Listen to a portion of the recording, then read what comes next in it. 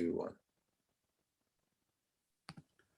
All right, hey everyone, welcome to the fourth session of the Bloch reading group, fourth and final session. Today we're going to keep it a bit looser than we did in the previous ones. So if you have anything you want to say at any point, please feel free to chime in. I'm just going to give you a reminder. You saw this slide last time, but I'll just remind you, Bloch is not my area of expertise. I don't really assume any prior knowledge. So if a term, a concept, anything is confusing, please don't hesitate, speak up. Also, again, my reading isn't innocent. So I'm thinking about Bloch from the perspective of contemporary philosophy. And you'll see later on in the presentation, I bring in Contin Measu as kind of an interlocutor for some of Bloch's ideas. Also, I'm not really trying to give kind of a definitive, exhaustive presentation. Josh did that in the first and third sessions. Josh kind of gave an argument for Bloch's position. I'm not really going to do that. What I am going to do is try to sort of provide some of the groundwork for a discussion. And finally, as a facilitator, my hope is to only intervene in the discussion sparingly. So I'm going to try as much as I can to not talk over people. And yeah, I'll only speak if questions are addressed to me or if no one else is talking. So any questions before I move on? Sounds great. Cool. So I wanted to start with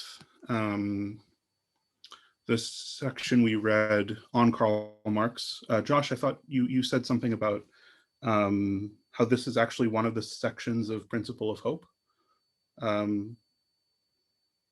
Is it the third book? Is that right? I think you're muted, Josh. Sorry, yes. It's the very last section of the third volume. So this is how Bloch ends the Principle of Hope. Just to be clear, this is the text from the On Karl Marx book that I'm referring to. Thanks for that. That's helpful. Which you have here.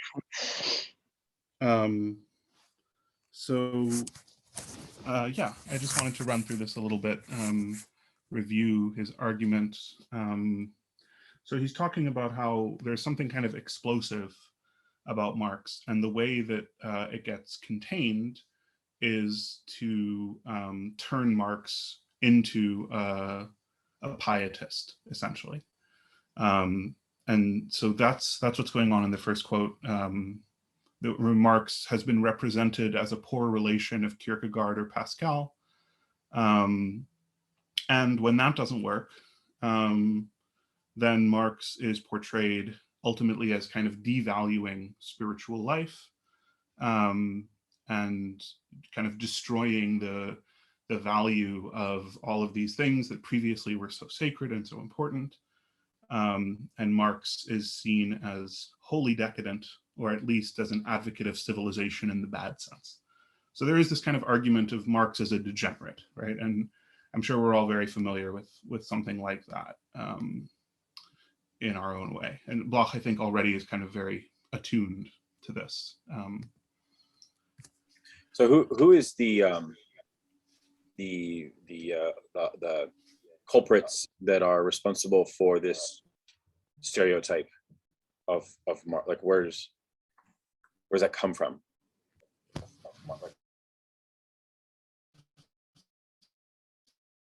Does it make sense?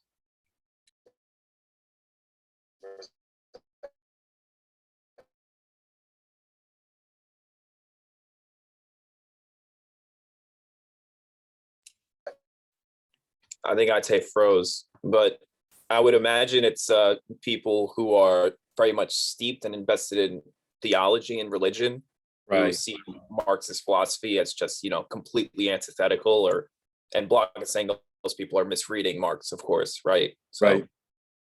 Yeah, I think that's right. Yeah. We'll wait for Itai to get back on. I'm sure he has an inclination there.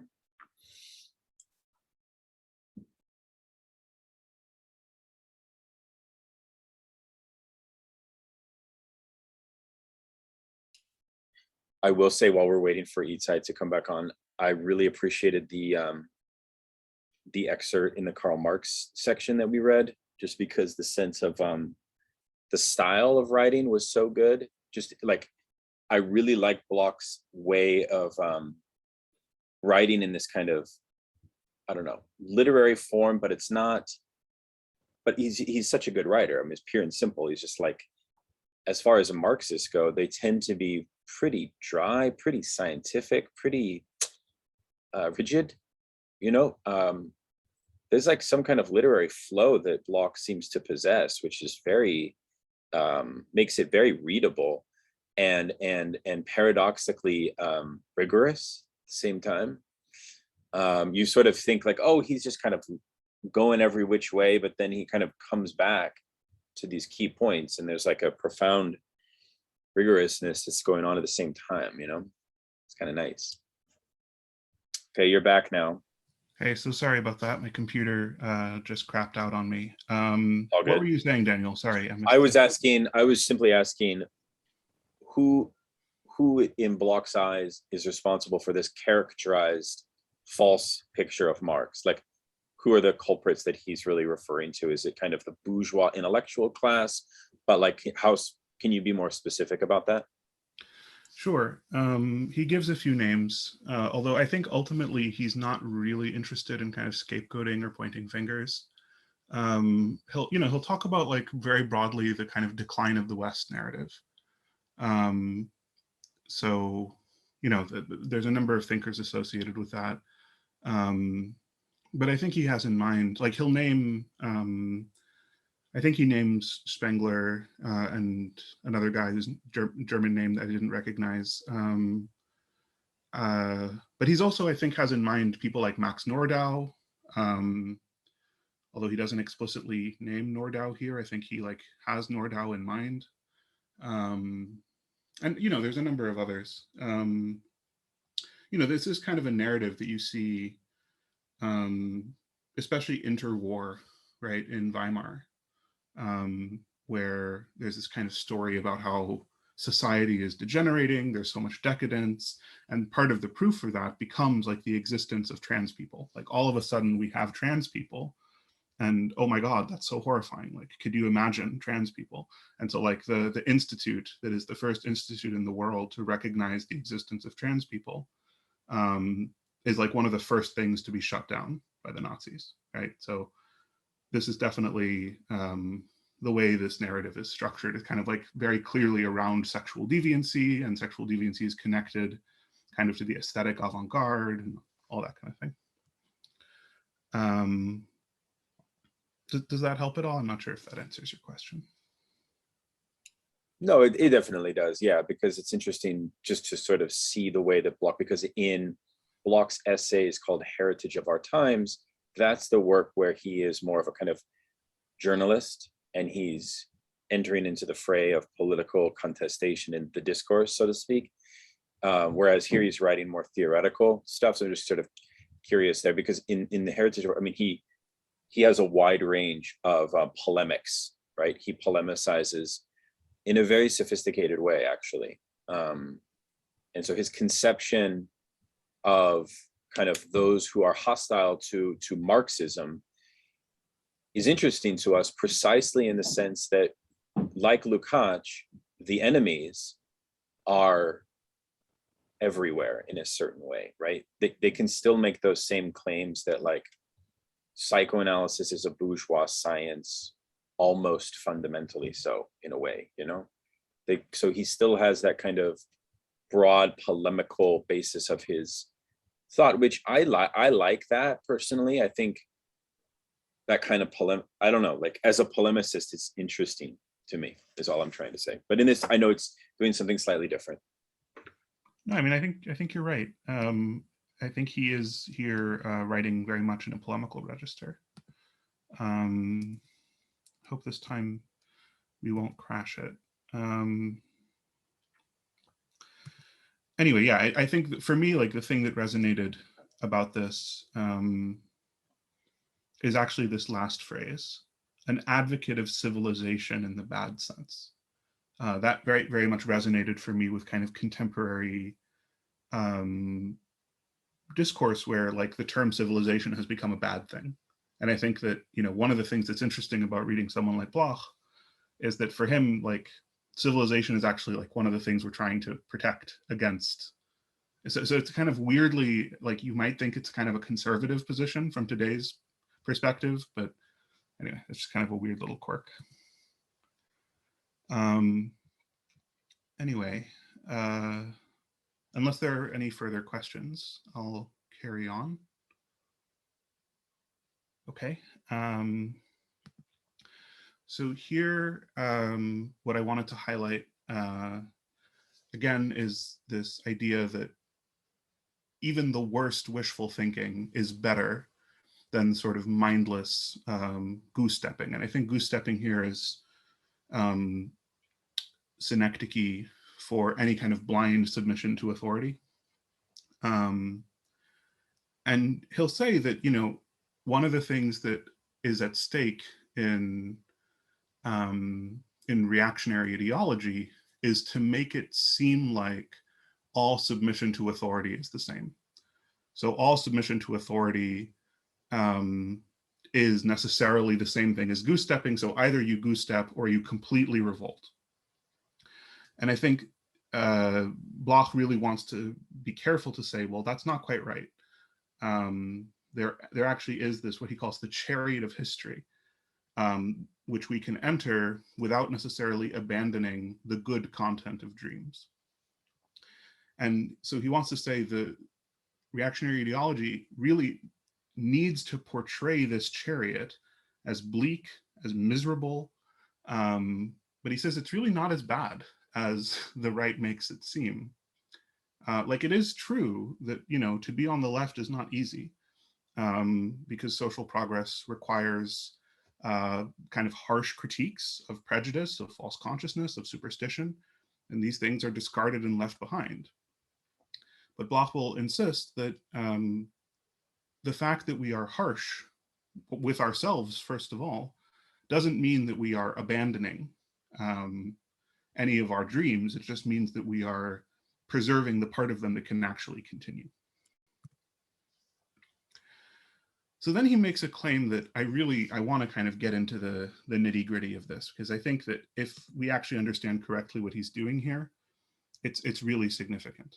So he'll say, you know, kind of what we've been used to hearing for this reading group, contrasting the cold and the warm stream, in this case, talking about it in terms of enthusiasm and sobriety.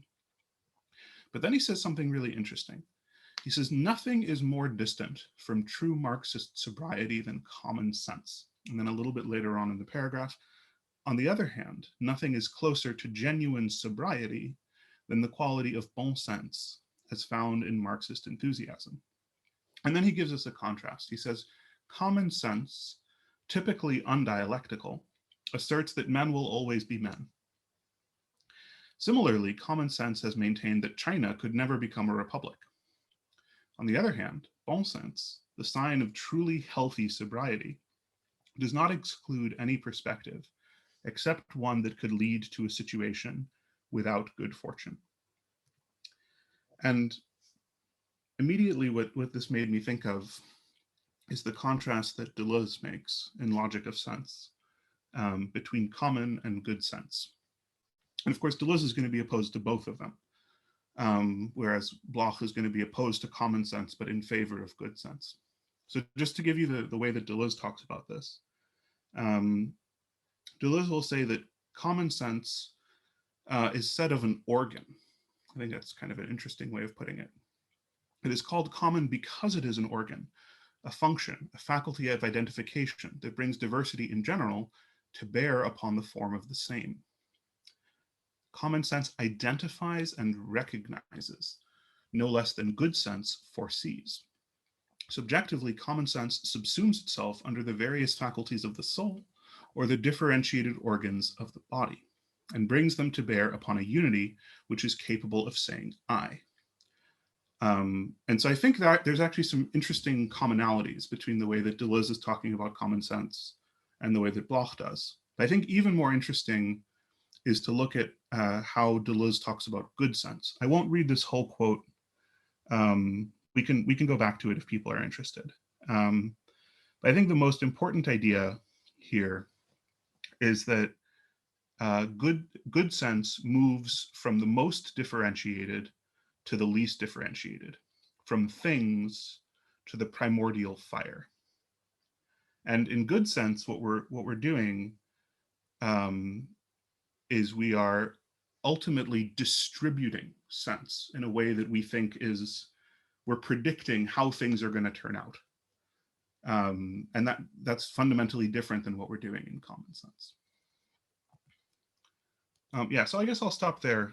If there's any comments people want to make about common and good sense and the way that Bloch is using these terms.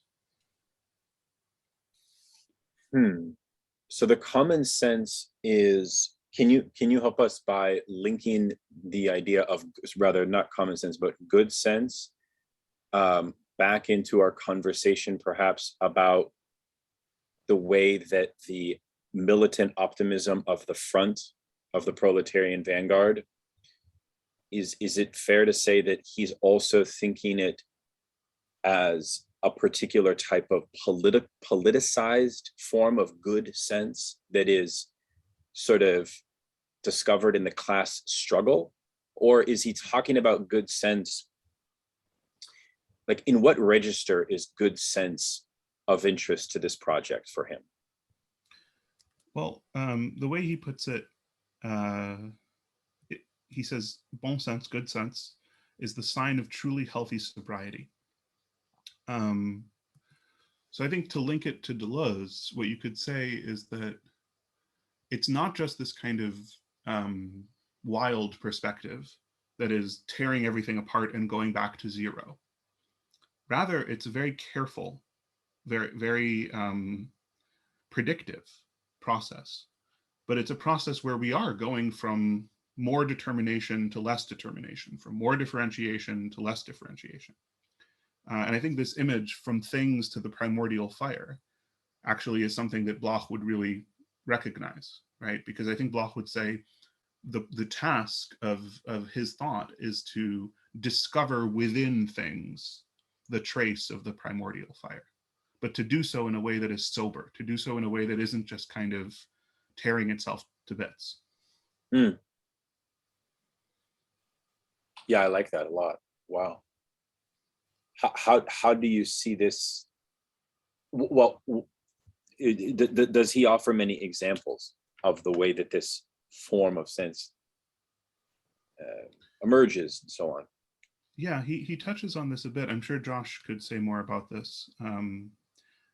But yeah, he does get into this a bit, where he'll talk about bon sense, and he'll give a few examples of the way that actually Marxism is about sense making, and it is about a specific kind of, or his Marxism is a specific kind of sense making. So he's not sort of giving up on sense. We're not in Talking Heads Stop Making Sense. I don't know if you guys all saw the Steven Pinker article. It was very funny. He obviously quotes this line from Talking Heads, so it's now all over Twitter. But anyway, yes, there was, I think in Bloch, like Bloch would actually weirdly paradoxically say, yeah, no, we should still be making sense. Not to compare Bloch to Steven Pinker, of course. Sorry, that's total garbage. Completely ignore that. Cut that out of the tape. So. No, it's good. That's a heuristic. We might want to compare it again to Bloch's distinction between the conspirators, or the conspiracists, and the Jacobins, and what he sees as the Marxist position, which is to be sensitive to historical conditions and time. Well, I'm kind of thinking of this distinction between common sense and good sense in completely like just to help me think about it, just completely temporal terms. Common sense is something that is, as Deleuze is saying in his quote, it's like he even goes so far as to say that it's an organ, it's a common property to all people, common sense, right? But good sense is to take this something that is endowed by us, if even in the way of a primordial fire or something like a myth, or if it is a part of our bodies. But to draw a distinction between common sense and good sense would be to take these things and place them in a temporal space that is placed in the future. So yeah, maybe that helps answer your question, Joshua. That's how I'm beginning to think about it. I think that's right. I think it is ultimately temporal. And yeah, I mean, it's worth mentioning that for Deleuze, both of these are bad, right? So Deleuze is going to want to say, like, we don't want common sense and we don't want good sense, because both of them are going to kind of shoehorn us in to what Deleuze will call the dogmatic image of thought. Whereas I think Bloch is actually sort of more generous, you could say, to the dogmatic image of thought. And he's going to say, well, within the dogmatic image, we're going to cut out the common sense part, but we can probably still retain a lot of the good sense. We can retain this kind of predictive power as something that we don't want to totally throw away.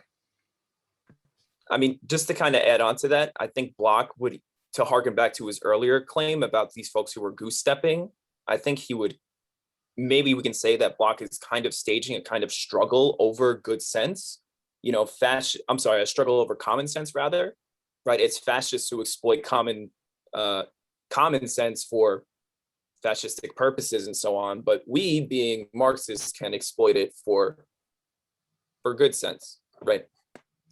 Yeah, I mean, I think he does want to make this distinction between two ways of sense making, right? So I think he basically thinks like common sense is the enemy's territory. Like, we're not going to win on the territory of common sense, but we might win on the territory of good sense, right? So I think he's sort of making a differentiation, like we've already lost common sense and we're never going to win it because there's something kind of intrinsically backwards looking about it, right?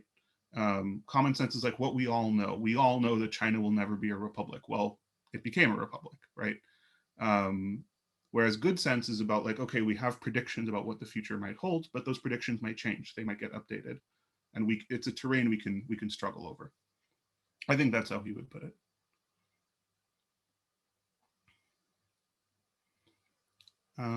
Any other thoughts on this before we continue? We can always come back to this because I think this is a fascinating issue, and it kind of it changed very much how I was thinking about like where does Bloch fit in terms of contemporary intellectual, but we can come back to it.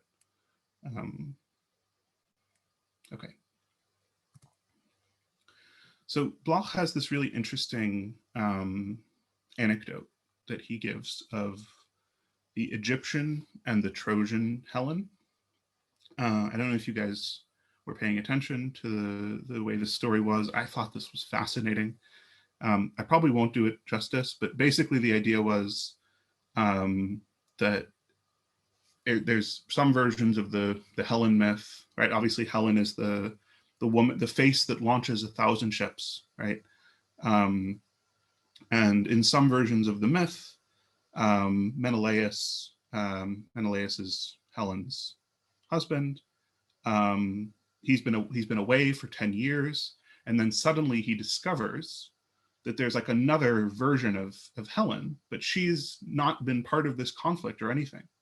And she's like, hey, honey, I'm home. Like, what's the problem? What's the big deal? And there's this kind of whole complicated dynamic where, because he's so invested, he's invested 10 years of his life in this dream of, the lost Helen, he can't actually appreciate the Helen that's really there. And so I won't read this whole quote. It's really interesting stuff.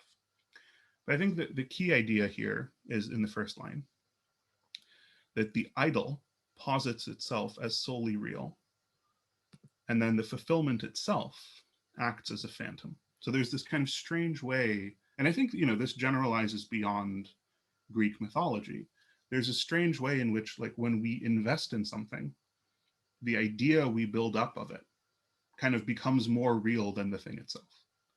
And he also gives the example, I think it's kind of helpful, of Kierkegaard, right? I know the D is supposed to be silent, but I apologize for people at home. But yes, there is it's a very similar dynamic, right? Where Kierkegaard idealizes Regine to the point that she's not even really a person.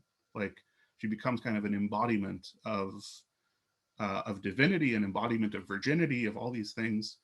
And it makes marriage impossible for them, because he's so in love with her that he's not even really in love with her. He's in love with an idea of her.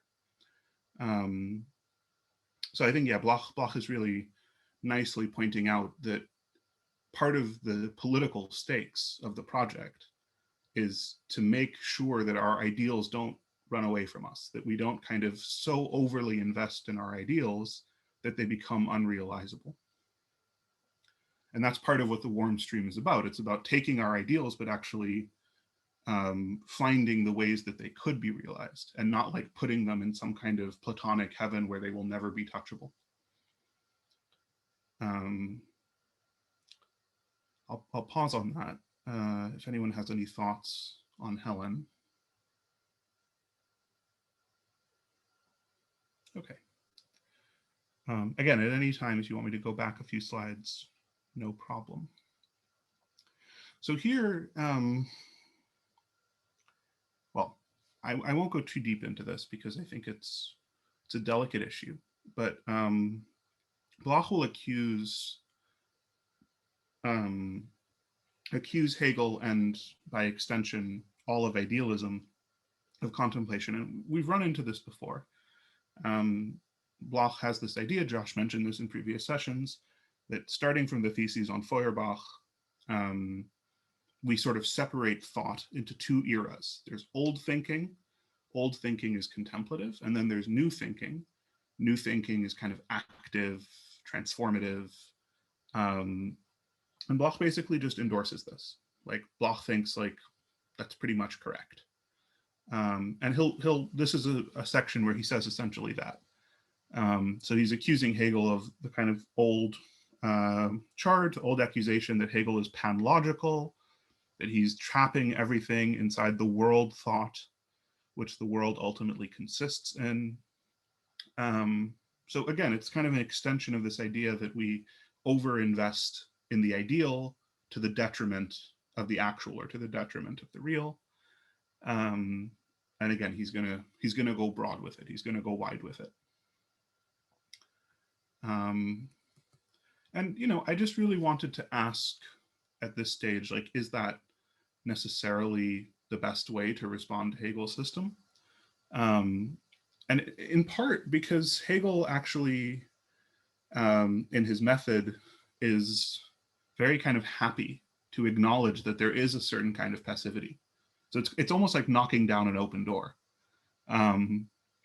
Because Hegel will say, this is a quote from the Logic, but there's many similar quotes in the Greater Logic as well. He'll say, yeah, that philosophy lets its object go. Philosophy is, the key word is lassen, right? So if you're familiar with Heidegger, you probably have heard of Gelassenheit, right? And so people kind of associate, Gelassenheit in German means letting be. And Heidegger gets very excited about this German word. But the point that some Hegel scholars have been making recently, including Stephen Holgate, is that actually this word lassen, first of all, starts with Hegel. The word lassen is a very important word in Hegel's system, that a lot of Hegel's verbiage is about letting go, letting be, letting hold sway. And so there is a certain kind of passivity there, right? This idea of letting the object do whatever it wants to do, and then kind of figuring out what is it doing. And I guess the question I wanted to ask about this is, are we prepared, as Marxists, are we prepared to totally let go of Lassen? Are we prepared to kind of cede lassen to the other side. And I'm not so sure we should be.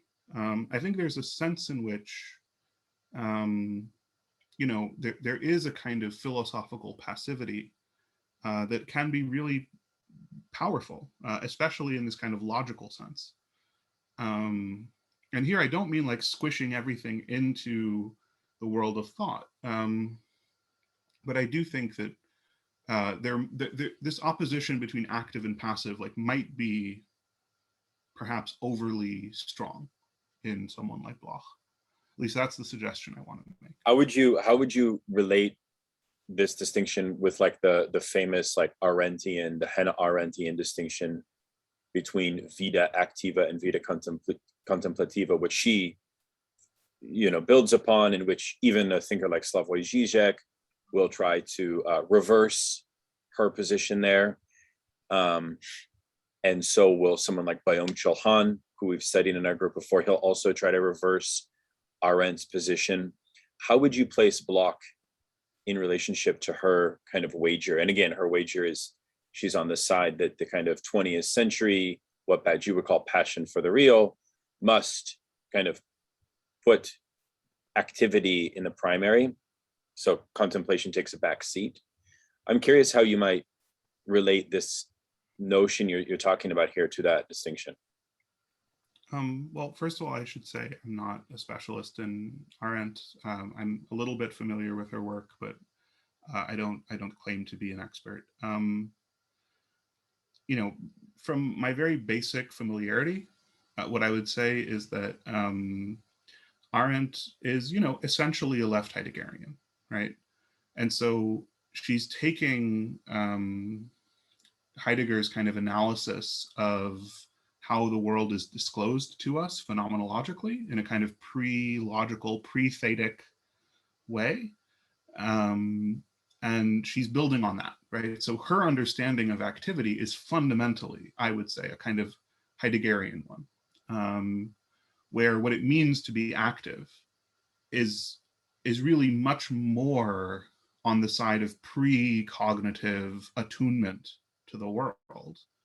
And she'll even say, right, phronesis, the Greek concept of kind of practical reason. That's not necessarily what she means by the active life. The best kind of activity involves phronesis, but not all activity is frenetically sophisticated, you could say. So, I do think that, when we're talking about activity, we need to be careful not to kind of collapse practical reason with practical activity that is precognitive. This is kind of one of the classic questions in philosophy. When I go to open the door, right, and my hand goes into a particular shape to open the door, right, is that a cognitive thing that I'm doing to open the door? Is it a habit that I'm habituated to open the door in that way? Or is it actually a concept that I actually have to know how to open a door, and it's something that I learned how to do, and I have a concept of opening the door? And this is something that philosophers have argued about for ages, and there's Hubert Dreyfus is the Heideggerian side of this. John McDowell is the kind of Salarzian, kind of more rationalist side of things. And this is an ongoing debate in philosophy. I think the way Bloch fits into this is that for Bloch, it's actually, this is not clear to me. Maybe Josh could help me out with this, but I think sometimes he wants to say that the cold stream is contemplative. And I think sometimes he wants to say that the cold stream is more than just contemplation. And I think he kind of is ambiguous on this point. So I'd be very interested to hear what other people think about this. Well, one of the more memorable, for whatever reason, just stuck out to me when I was reading it, is Bloch was pushing back against this idea that historical materialism is on the train tracks and it's going to realize itself in communism eventually. He basically says, that's not good enough. You have to intervene at some point, because if that is true, then shouldn't we just sit back? Like, why even try to do anything? Like, so, but yeah, maybe I'm wondering, like, what is the benefit of investing in this like passive view? Because it seems as though like you're arguing like we should be skeptical if this is a bad thing. But I guess to put it another way, like maybe we can further articulate like why Bloch is staging a quarrel with this passivity. Sure, that's a great question. Again, I think the sort of central bone of contention has to do with how we understand this kind of cut that Bloch is making between old and new philosophy, right? So old philosophy is everything before the theses on Feuerbach. New philosophy is everything after the theses on Feuerbach. Basically, I'm simplifying a little bit, but I think that's essentially how he's looking at it. And I guess, there's a few things you can say about this. So first of all, the theses on Feuerbach were never meant for publication, right? They were a bunch of notes that Marx wrote and that Engels got really excited about.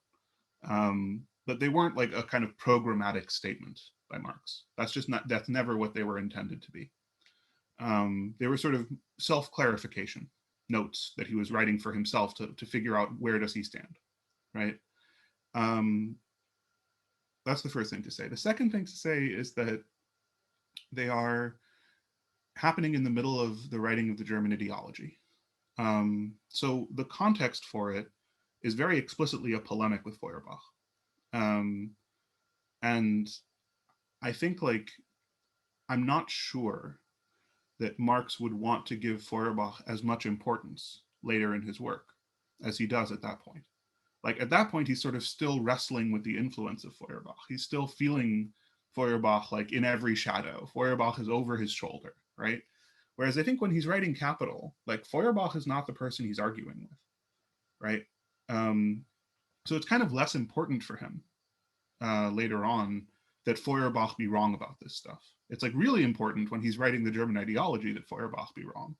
But like later on, Feuerbach becomes less influential and like starts writing about myth, and he just becomes less of an enemy, right? And also it's worth mentioning like Feuerbach later on in his life, like explicitly kind of takes on board a lot of Marx's criticisms. So, that's the sort of historical context. From a more like conceptual or like philosophical perspective, it's not actually obvious to me that sitting in the British Library for 10 years and writing Capital is like a super active way to spend your time, right?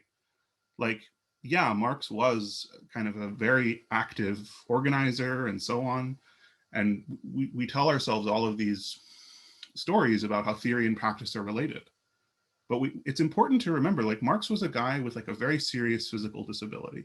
Like Marx had extremely painful physical ailments that if he sat down, it caused him like a significant amount of pain. And so he spent like 10 years of his life sitting on these things in agonizing pain and just researching, right? And that's what we think of pretty much as contemplation.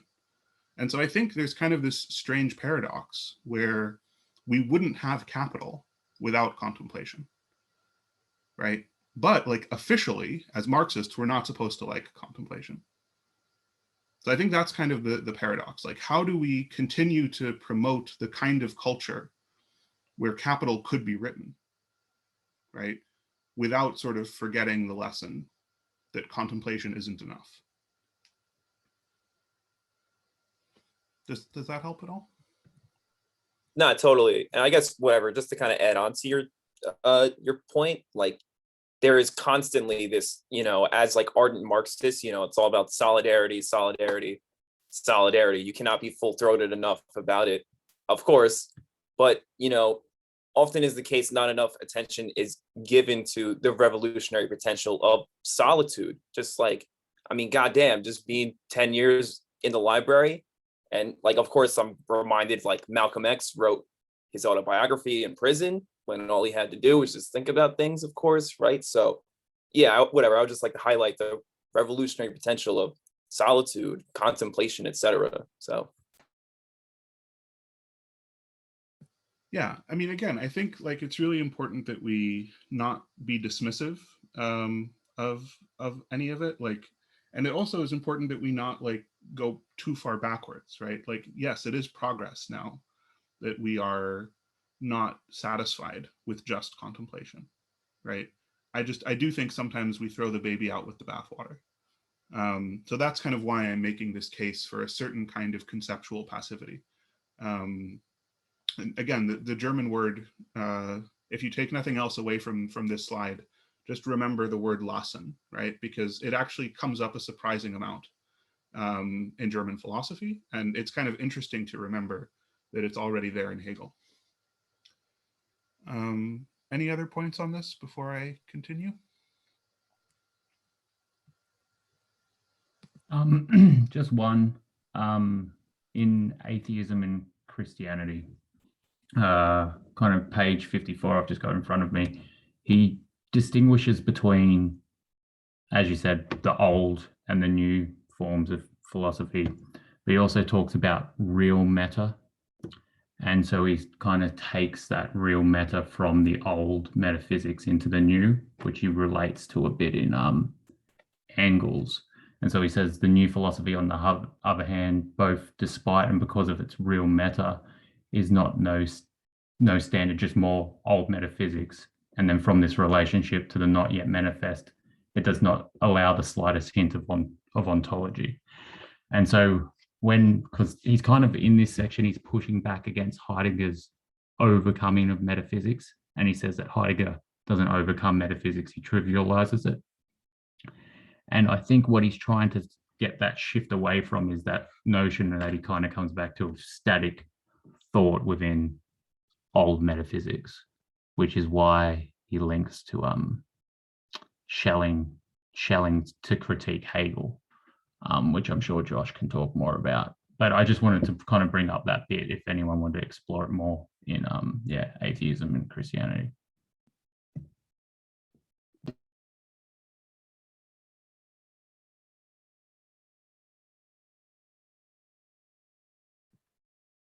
if I were to just say something to add on to like the kind of cold analytic metaphysical thing that Bloch is having an issue with, for Bloch, it seems as though this analytic disposition can very easily capitulate to an ahistorical position. It is not easily located in a temporal space, this kind of cold, hard logic. And I think that's kind of where Bloch is intervening. To say that, this point of view is in itself bad is maybe too broad a stroke, but again, it can capitulate to this. Yeah, because with I don't know how you guys read the cold and warm streams, but from how I read them, he doesn't separate the warm from the cold and place the warm over the top of the cold. What he wants is them to be dialectically intertwined so that the cold doesn't stop the warm from kind of running away, which I think has already been mentioned, which is why he refers to Lenin's essay on left-wing communism as kind of an example of it in its early stages of we have to go through the process, but we can't just also dismiss the warm for this comment, I suppose, which links to common sense, which you were talking about before. So he doesn't, I don't think he separates them. He says somewhere that true Marxism is the two intertwined. I'd have to go back and look, but which is a pretty decisive comment. Yeah, There's Thank you. Sorry, go ahead. There's a quote from in the on Karl Marx book, although which is where there's a section where he talks about the theses on Feuerbach, and this is actually taken from the first volume of The Principle of Hope. And there's a bit where Bloch is talking about I think he's talking about pragmatism. And there's this quote that might sort of help us get or just sort of maybe shed some light on this whole passive, active, contemplative, non-contemplative distinction. And it's that Bloch says it must be emphasized that for Marx, an idea is not true because it is useful, but useful because it is true. And I think that kind of well, yeah, I mean, I just think it's really important to emphasize, as was just said, that yeah, it is about a dialectical relationship between the two, and it's really not about abandoning contemplative, like the contemplative side of things. At least that's not how I understand it at all. And yeah, that is exactly what the cold stream is about. I think what is maybe the problem is qualifying what is the right balance between the two. And it seems to be that that the way that we measure what is that the idea seems to be, and this is how I read Marx's thesis 11, is that the test of an adequate contemplation will be whether or not it actually leads us to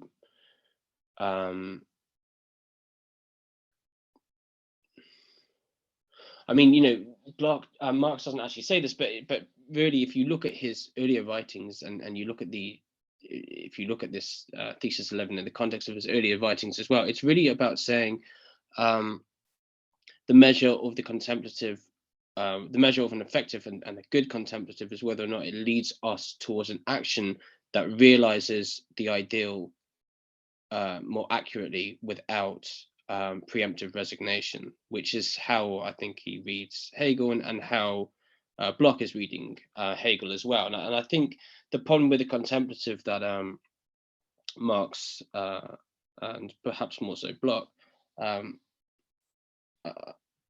sees is that often, and Hegel I think is most exemplary for them here, but the implicit idea is that if we have comprehension, then we can only have comprehension if we are free. We have to assume that we are free. We have to assume that the society which enabled this comprehensive viewpoint is good and proper. And I'm not saying that that is actually what Hegel is arguing, but I think this is the, I mean, it's certainly become a caricature of Hegel. But this is, I think, what, you know, what is being argued against. And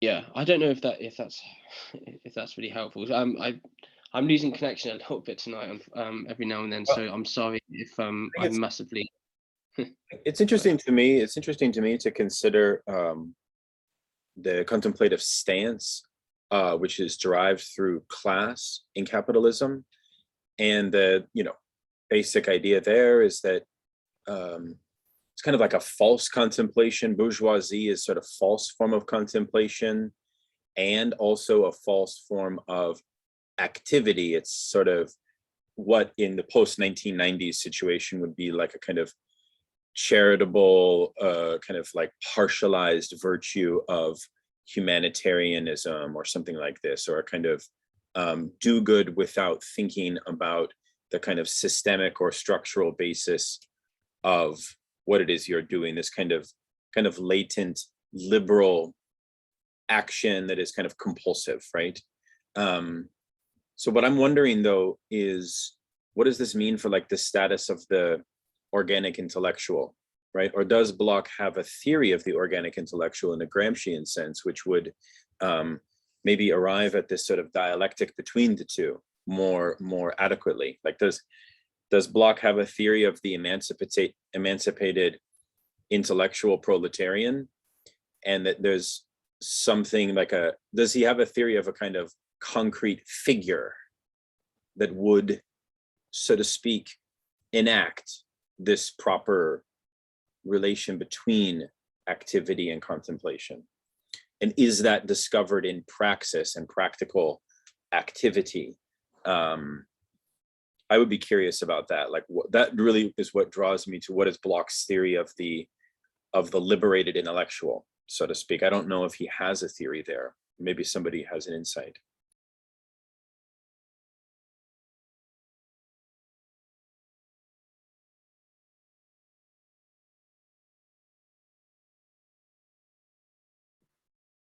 I don't have a theory on that, but maybe this is analogous to that question. I was wondering if militant optimism is something that is conditioned by our experience under capitalism, or having once realized liberation, would we still have militant optimism? Is a lot of what Bloch's talking about is, normative claims. Is militant optimism a part of that?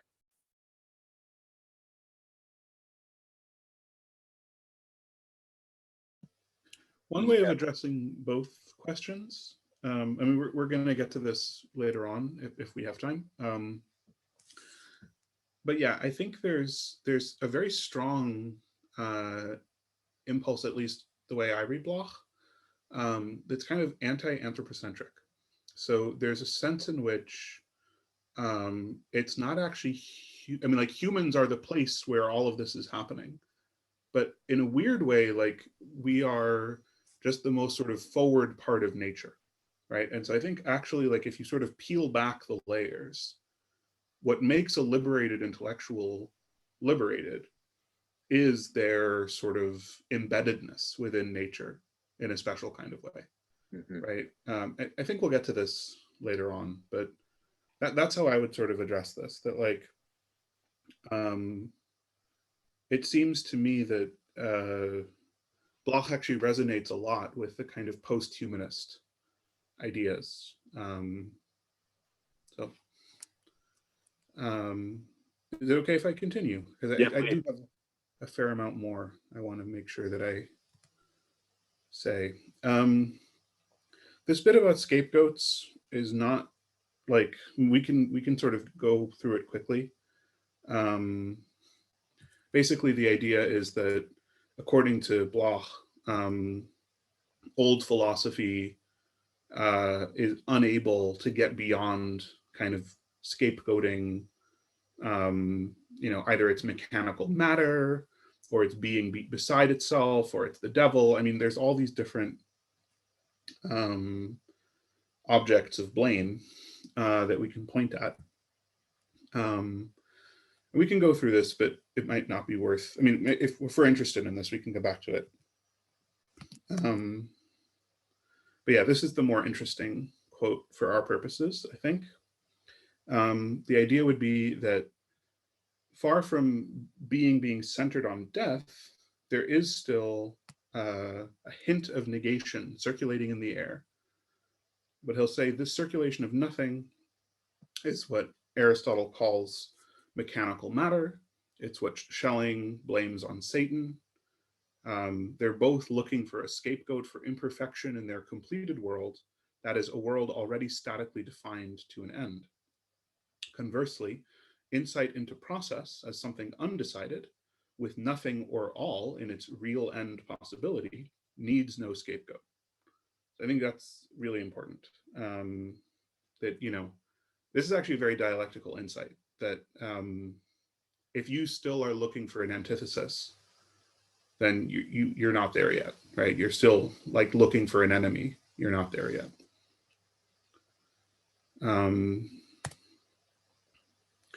Okay.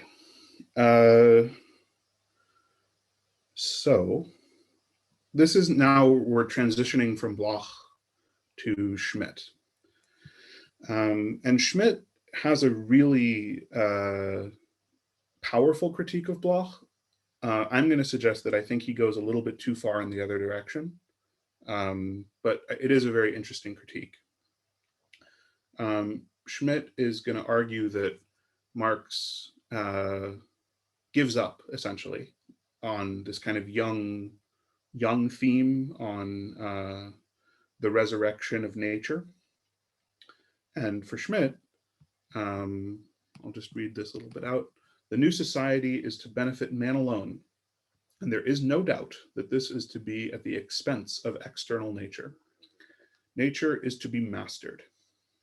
And the goal of this is to make a society that, makes our lives more comfortable, essentially. And in fact, for Schmidt, this is the difference, the most fundamental mark between the idealist and the materialist dialectic. Even in a truly human world, there is no full reconciliation of subject and object.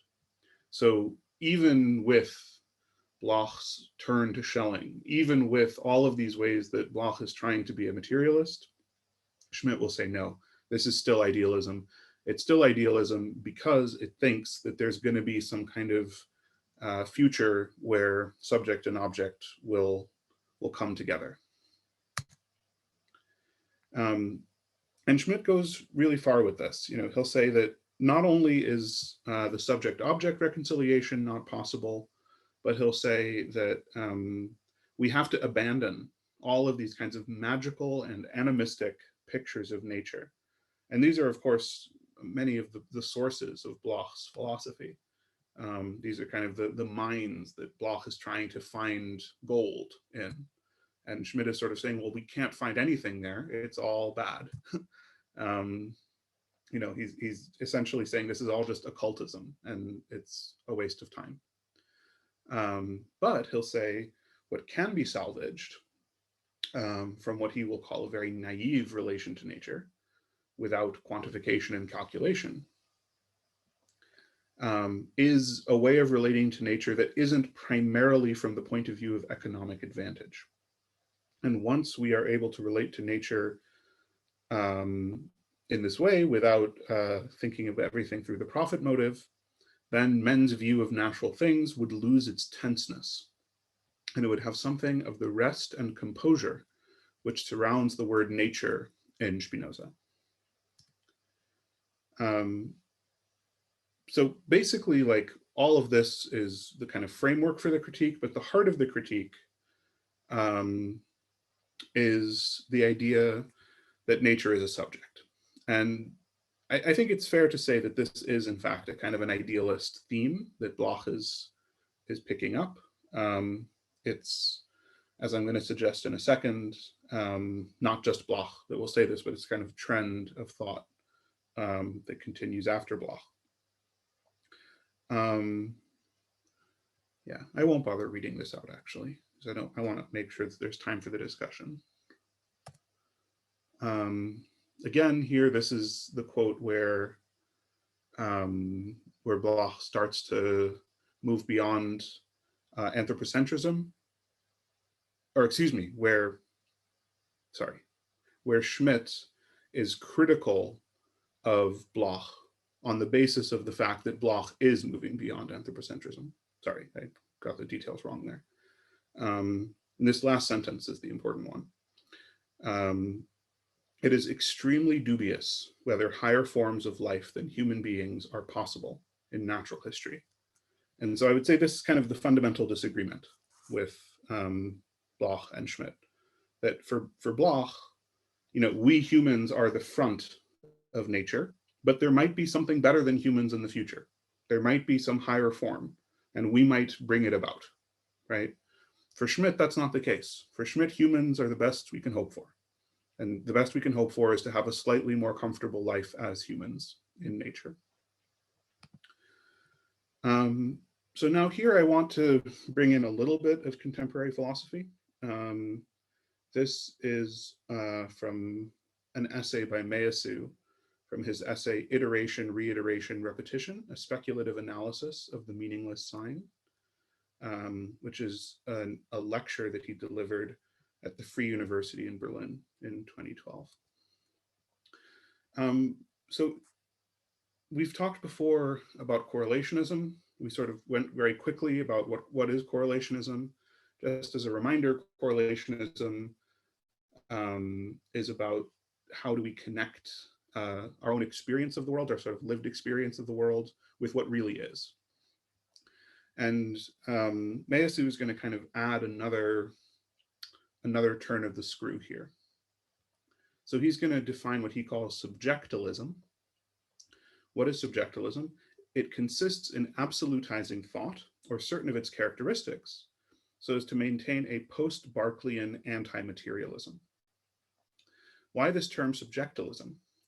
Because we need a term that allows us to encompass at once all forms of idealism and all forms of vitalism, so as to contest the apparent opposition between these currents, in particular during the 20th century, and so as to emphasize instead their essential relatedness and their original anti-materialist complicity. So Berkeley becomes for him the father of subjectilism. And he'll say every subjectilism is a variant of Berkeleyanism, each time a new reinvented way of inhabiting this gesture. So how do we define it? In a word, subjectilism is every metaphysics that absolutizes the correlation of being and thought, but it does so, it doesn't matter if we call it life, if we call it will to power, there's a million ways of being a subjectilist, including, he'll say, someone like Graham Harman is, in his terms, a subjectilist. And then this is kind of the important bit in connection to Bloch. Why is Meillassoux annoyed with subjectilism? He'll say he's annoyed with it because if the gulf that separates the human being from the rock can be traversed only insofar as the latter, the rock, can be said to think, albeit in a radically expanded sense of the term, then does not the subjectilist escape herself only insofar as she first of all disseminates herself everywhere, even into rocks and particles, and according to a whole scale of intensities? So the argument here is that by expanding the category of the subject to basically to all of nature, you know, to everything that has a will to power, to everything that has life in this kind of expanded Deleuzian sense, to, you know, we could go on. The subjectilist is actually making the category of the subject ineffectual, right? Because if rocks are thinking, then they're not really thinking in the same way that we are. And this is the kind of argument that you can make against someone like Bloch. Like, in what sense is nature really a subject in the way that we are a subject? So this brings us back to the question of Prometheanism. I put a few quotes from Schmidt about, these are quotes by Schmidt. My question about these, I won't read them out now, but my question is basically, do we think that Schmidt actually kind of reinstates Prometheanism in his critique of Bloch? So he's kind of going from Bloch's perceived love of nature and sort of going too far in the opposite direction. That's the possibility that seems at least plausible to me. But I will finish with a few questions, and then I will open this up to discussion. First of all, the question I was asking before about panlogism and contemplation. Secondly, this question about good sense and common sense, which we've already addressed a little bit. Thirdly, the question about Prometheanism that I just brought up. And finally, and this is the question that motivates and animates Schmidt's critique of Bloch, is the reconciliation with nature possible? Or is this just another form of idealism? So that's what I have for today.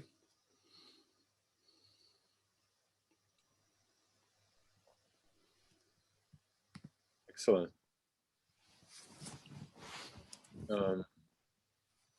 Yeah, great. I thought that the subjectilist stuff from Meillassoux is helpful to place Bloch there. A couple questions emerged from that for me. How would you place someone like Badiou and a subjective phenomenology within that framework that he presents? Gosh, I tend to think that Brassier's critique of Badiou is correct. So Brassier in Nihil Unbound will call Badiou a discursive idealist. And I can go more into why he says that, but I think that's probably the right way to think about it. That like for Badiou, there's this sort of magical suture to being, where the void, as a mark, we sort of speak the void, and by speaking the void, we speak being. And Brassier makes fun of this. He's like, no, like the fact that the void is like a circle with a line through it doesn't make it magic. Like there's nothing, you know, there's no special connection to being that we get through the void. And I think that's an important point. Like, Badiou, I think, really does kind of succumb to the romance of nihilism in a certain kind of way. And I think, you know, one of the nice points in someone like Brassier is that he cuts through a lot of that pathos. So yeah, discursive idealism probably is the label I would use. Well, in what way does okay, that's an interesting point, but he's still within subjectilism. He's still a part of that like orientation fundamentally, right? No, because Badiou does have kind of a strong idea of the subject, right? Like Badiou does. But so subjectilism is a new variant on Barclayan idealism.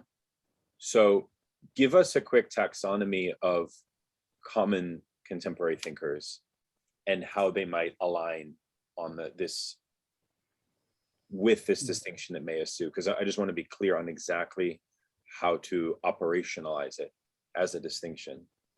Sure. So this is a lecture that he gives after the publication of After Finitude, and it's meant to clarify like a lot of objections that the book received.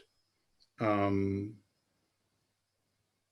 one of the sort of main objections was from people in the camp of Deleuze and kind of that world. And the Deleuzians said, hey, wait a second, we believe in the absolute. Like, why are you saying that we don't believe in the absolute? It wasn't just the Deleuzians, right? It was like a number of people saying like, no, we believe in an absolute. Like how could you say that we're not thinking about the absolute? And so Meillassoux will say, yeah, you are thinking about the absolute, but you're doing it in this way that is like not actually materialist, right?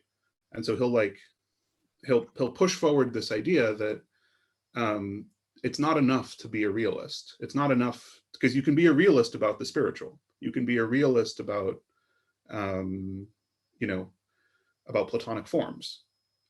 But that's not going to be enough for like actually having a materialism, right? And this is why like he'll insist that, you know, within the speculative realist movement, you have all these people who are saying, yeah, we're realists. But then like if you like lift the hood, under the hood, they're essentially running a kind of spiritualist engine. And right? Harman is one great example of that. Yeah, Harman would be an example of this. And you know, the new materialists would be another example. Yeah, and you know, he'll kind of oppose himself to this, and he'll say, you know, I'm a speculative materialist, not a speculative realist.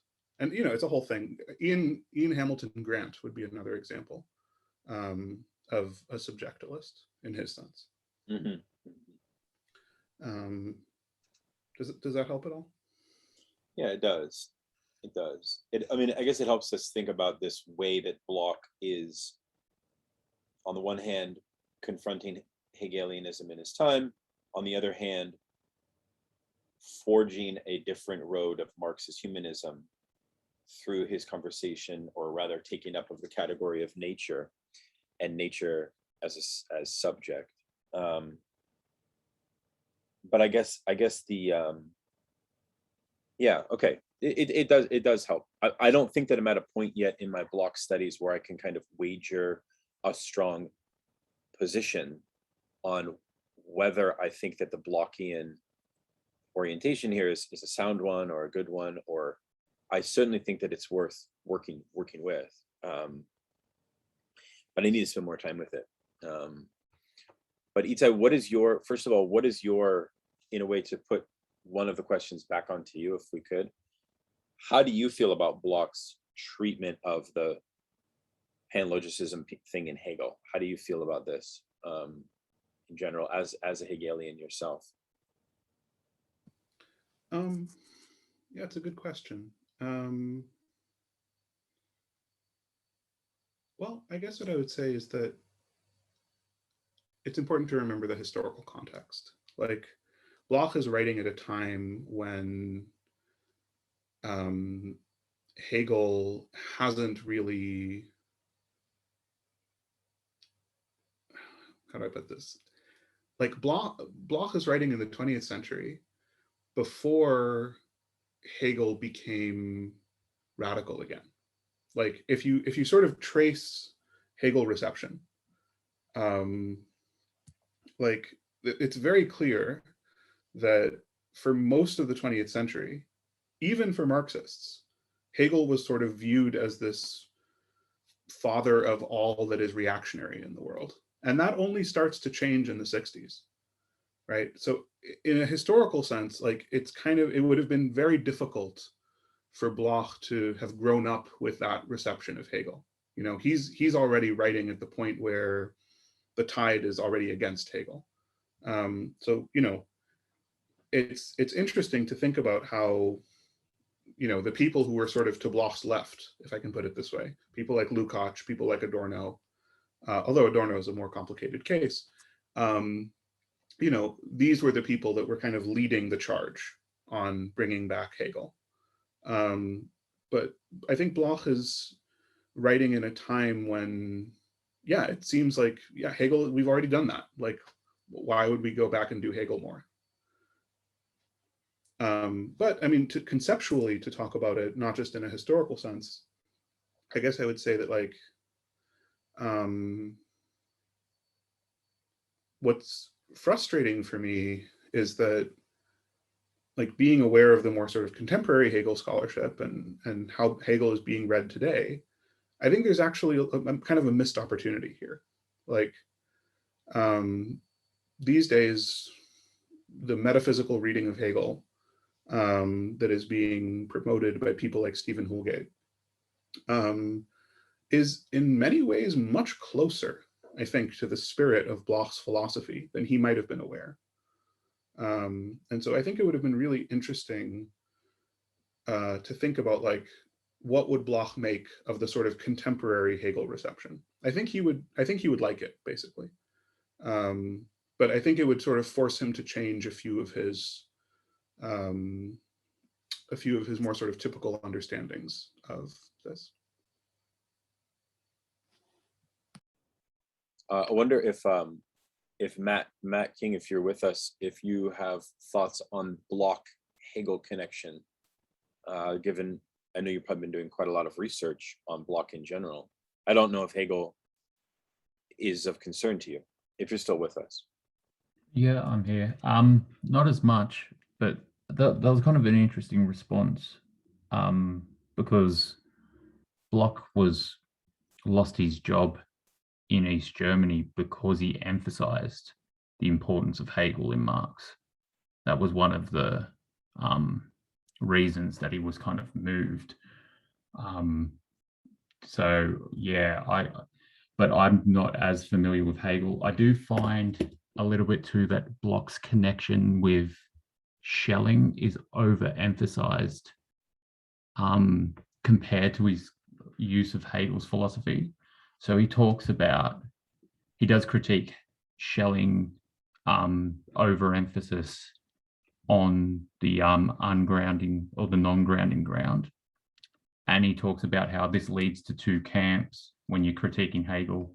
One that doesn't do that is Marx and Feuerbach, and the other is Nietzsche, and then Kierkegaard, and eventually down to Heidegger. And as you know, Daniel, that's kind of also there. I find connections with that in terms of, broadly speaking, Lasordo's distinction between critique and metacritique, as they start to use that into those two kind of fields. But apart from that, I can't really get into depth on more on because I can't read German, so I haven't read subject object. So I can't really get much further into that, unfortunately. But yeah, it was just interesting that, yeah, I feel like he was kind of more of a supporter of Hegel than was, than is kind of acknowledged, if that makes sense. Yeah, Matthew, you're almost certainly right. Like I said, I'm not a Bloch scholar, so I don't know the history of, Bloch's descent in the Soviet context and like how he's reading Hegel. That's not really a context I'm familiar with. What I do know is that,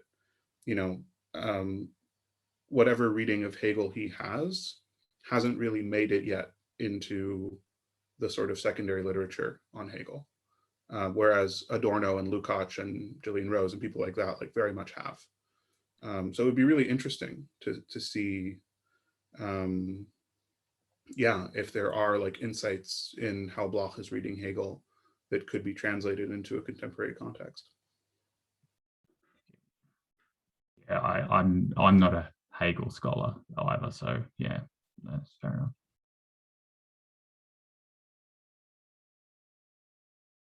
I did want to ask about eschatology a little bit. Can you say a little bit more about the importance of eschatology for Bloch, perhaps?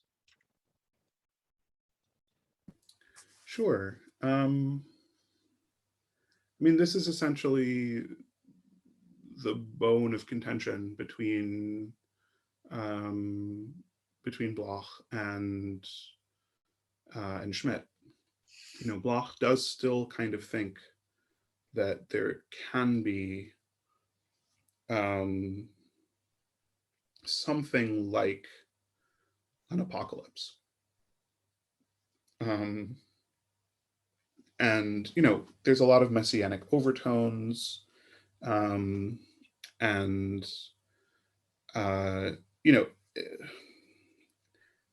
If you're Schmidt, you read this stuff and you think this is just occult garbage.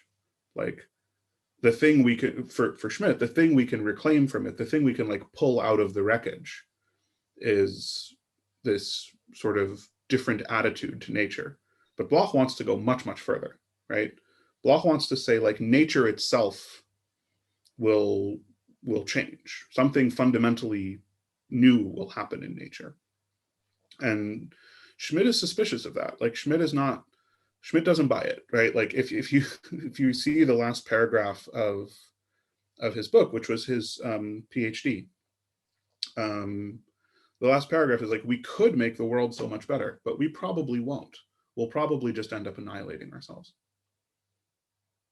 And I think that's kind of the mood in Schmidt. Like Schmidt is like, yeah, we could maybe like have redemption, but we probably won't manage it. I mean, it sounds like Schmidt is capitalism pilled, I have to say. He's a little, come on, dude, you gotta do better than that. But in the way I understand Bloch's like critique of, and it's interesting, especially reading Bloch talking about Marx and his humanism, he's pretty much is saying that our humanism is determined by material conditions and this and that. And it's that appreciation that's going to lead to revolution, etc. But implicitly, if that is true, then once realizing the revolution, we will have a new kind of humanism, you would think, right? So, I kind of understand Bloch in his formulation of how it is like things will change on a more fundamental level. Relationships and how we relate to one another, according to Bloch, I understand his appreciation is being very much steeped in an understanding of commodity exchange. How it is we relate to one another are determined by how it is we relate to one another on the free market. It's like commodity exchange, right? And I think Bloch also extends that claim to how we relate to nature. It's kind of this one-to-one immediate relationship that we share with nature. So once realizing revolution, it's these relationships that we have to one another that will not be appreciated on this one-to-one scale, but instead as a collective. And then once appreciating this, how it is that we realize and appreciate nature will also fundamentally change. So it's something like a new humanism, a new kind of nature will emerge from this, overthrowing capitalism. Am I making sense, or am I completely misreading him? I think you're right, Connor. And by the way, I don't mean to like sound like I'm endorsing Schmidt. Like I don't necessarily agree with him. Yeah, not at all. Yeah. But I do think like there is one point here that is worth highlighting. And I think it's a point that I'm not sure from a Blochian perspective how you would respond to this. And it's the idea that it's not actually obvious that like nature, that we can sort of go back to a nature that used to exist before. Like maybe we can, right? Maybe, but if so, like what would that even mean, right? Like, yeah, okay, so we can talk about non-synchronicity. We can talk about, you know, okay, there used to be a way of being in nature that was less tense, as Schmidt puts it. But if we're holding out for a fantasy of nature as some kind of completely unalienated thing, like, was that ever the case?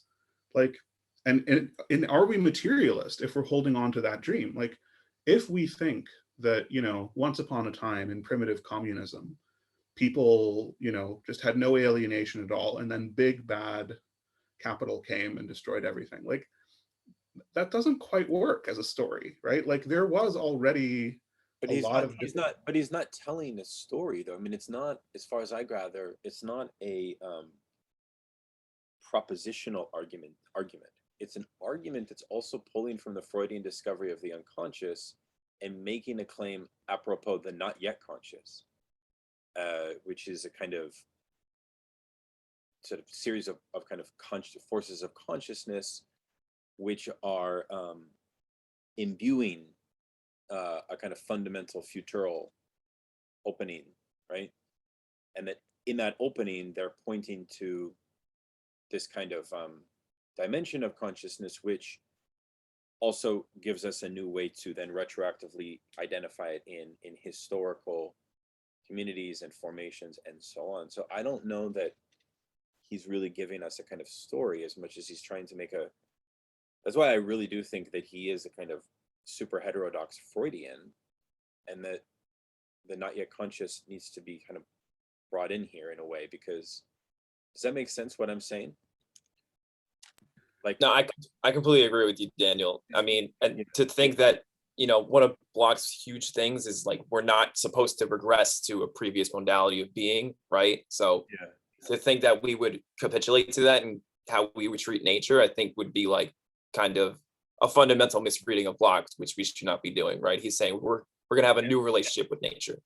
Yeah, and I think that's true, and I think that the not yet conscious and even the principle of hope themselves as categories are not kind of to be thought of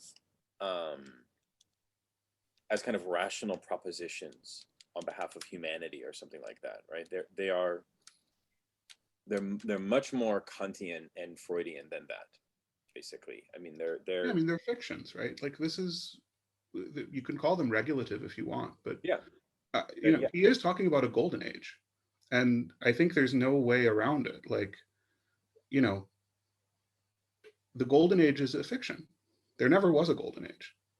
Like, we might talk about like the psychological, you know, reasons for why we believe in a golden age, right? But there never has been a golden age. Wait, just so I'm clear, you're saying that Bloch is contending that there was a golden age, and that is that what you're saying, or are you saying that he's contending? I'm saying that the way that his narrative is structured, and I do think narrative is the right word to talk about this. Okay. And I think, you know, broadly we can talk about this as a kind of post-Schellingian, although I appreciate Matthew was making a good point about like we shouldn't reduce it to that. But you know, this does seem to me to be a sort of narrative philosophy, right? And there is a kind of narrative about a golden age that we've lost, that every culture has a kind of image of, and that we are somehow going to recuperate some of it, right? And well, hang on. Sorry. Please go ahead, Josh. Sorry, felt like I. Well, no, I don't think I can't quite tell if you if the way that you guys are reading it is that a Bloch is suggesting that this mythical golden age was something that was really experienced, was really real or not. But I mean, I mean, just to be clear, Bloch is saying that it has never existed. It's only existed as a wish, and what is being retrieved is this wish, which has otherwise been repressed. And again, I think I don't know if you guys are familiar with Conton Mayer's idea of like the divine in existence, but I think that idea is quite helpful to illustrate what I think Bloch is getting at here, which is that it is the fact that this golden age has never existed, which is its virtue. Because if it has existed or it does exist, then there is something to conform to in the here and now that will stop us from moving or desiring betterment.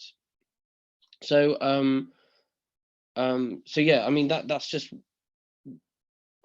one one thing I will say. The other thing I just want to say as well, just whilst I've got the mic, is that this idea of returning to nature as well, I think Daniel's quite right to, like, we have to be careful what we mean by return here, because it is, it is again about the not yet conscious and the idea of correcting certain ideologies, and what is being returned, and if anything is being returned, it's being returned dialectically. And Bloch is seeing in the history of philosophy certain remnants, certain things to be salvaged that could contribute, or that anticipate or point towards the the philosophy of the new. It's not Marx in a way I don't know if this is like a weird word to use, but Marx in a way like consummates the philosophy of the new. He's like the last I guess sort of thinker in the canon of the new, I guess, who puts the pieces together. So yeah, sorry, I'm not sure if I went on a bit of a tangent there, but I mean, so sorry if I've misunderstood anyone. I wonder, like, have you all ever encountered like Marx's later writings, which are very Blockian in their own way, where he discusses, this is in like the Grundrisse as well as other later the Grundrisse wasn't published until 1937, I think. So Bloch probably had access to it, but nonetheless, this notion of the kind of pre-capitalist conversation that Marx introduces on what he calls the material community.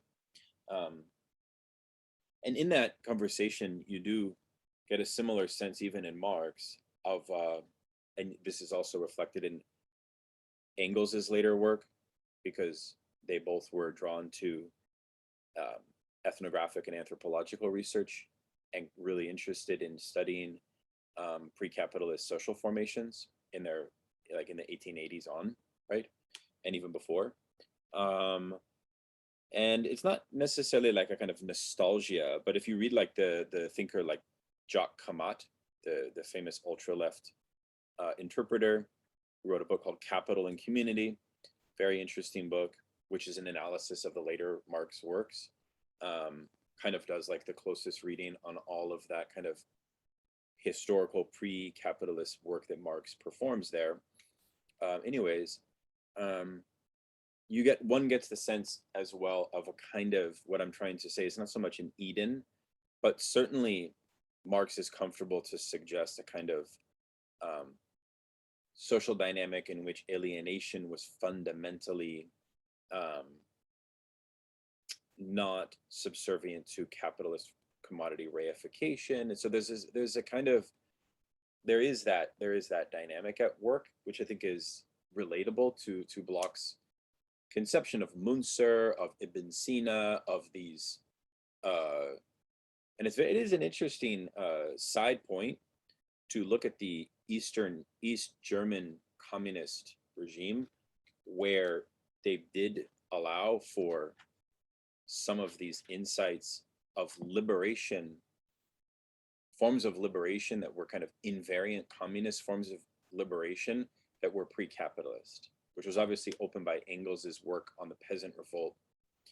And then other thinkers have examined it, and Bloch is one of the big ones. I was actually looking at a film that was looking at this dynamic in East Germany. It came under some scrutiny and some controversy because from a communist perspective, it's not interesting to discuss liberation, forms of liberation in a pre-capitalist thing, which is very kind of weird totalitarian logic in its own right. But nonetheless, all that is to say, Itai, I'm not sure that we should read Bloch as saying that these different artistic or pre-capitalist forms of social life, including rebellions and so on, are in Eden, or that he's sort of naive about them. I'm not sure. Is that kind of what you're saying in a way? Not at all. Okay. Then what do you mean? That's what Schmidt is saying, right? But I'm actually not making the same point that Schmidt is. Ah, I see. And this book, by the way, of Schmidt's, this is Schmidt's like most important book, right? This is like the book that his most important book is History and Structure, which is a just complete demolition job on structuralism.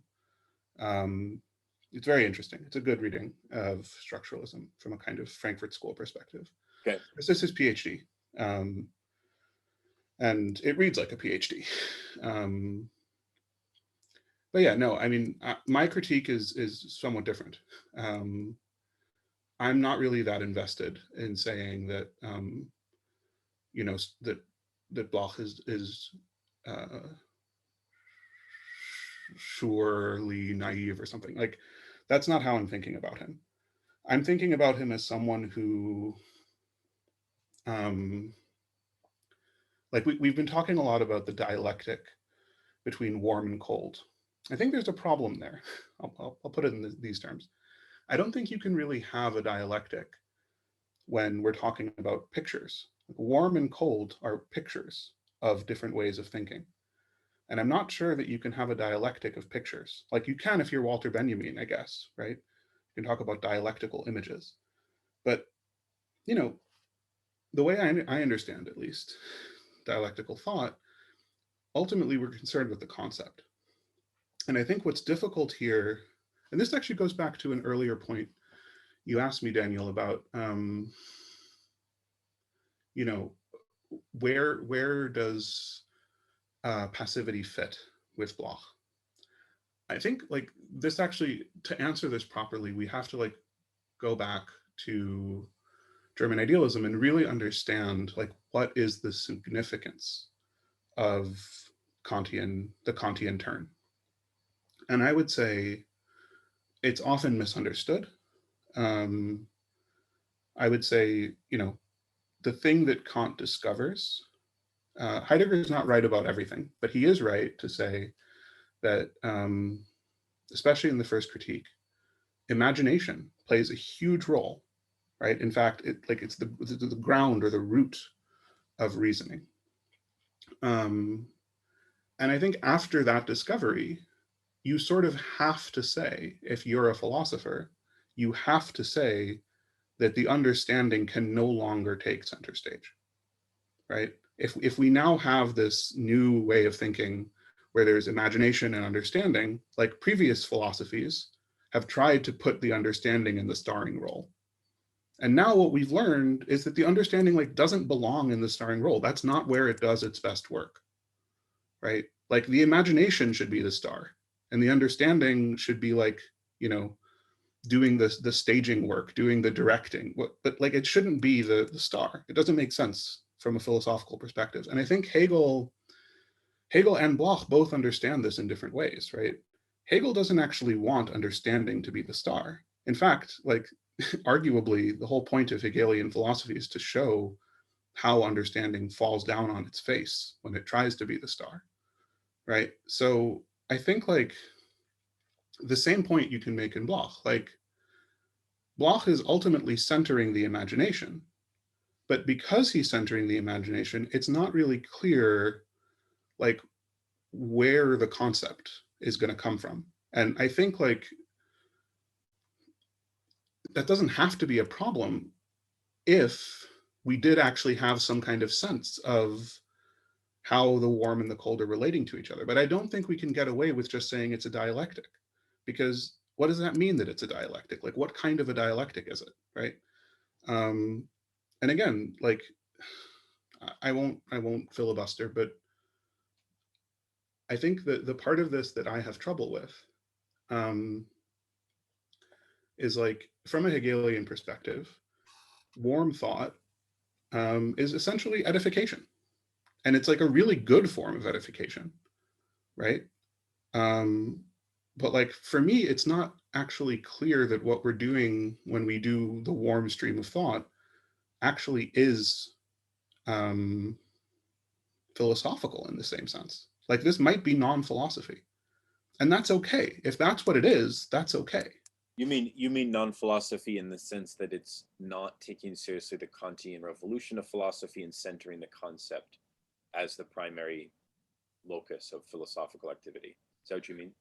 No, because I don't think that after Kant we do center the concept. I think after Kant, the concept is the last instance, or it should be. But that doesn't mean we center it. It's the results.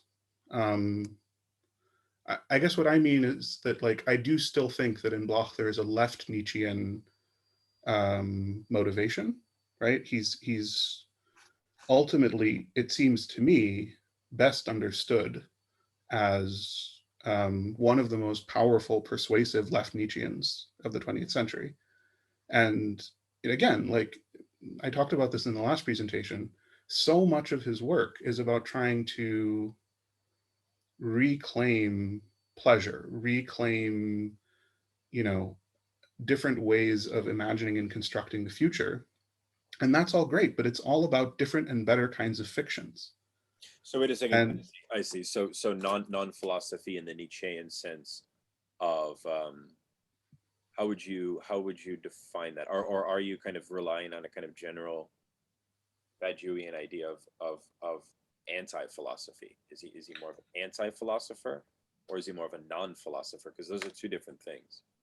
Yeah, I would say non-philosopher, although maybe not in the Laruellian sense. Again, it seems to me that perhaps the best way to think about this is with Schelling's concept of positive philosophy, right?